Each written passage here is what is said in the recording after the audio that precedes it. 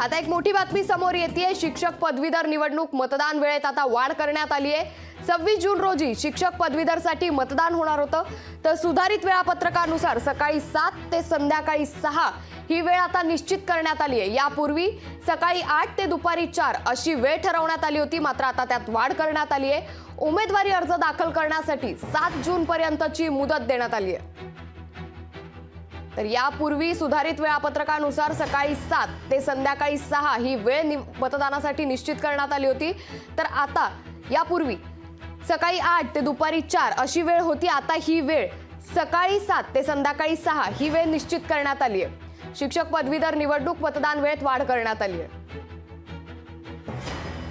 शिक्षक पदवीधर निवडणूक मतदान वेळेत आता वाढ करण्यात आली आहे। 26 जून रोजी शिक्षक पदवीधरसाठी मतदान होणार आहे। सुधारित वेळापत्रकानुसार सकाळी 7 ते संध्याकाळी 6 ही वेळ आता निश्चित करण्यात आली आहे।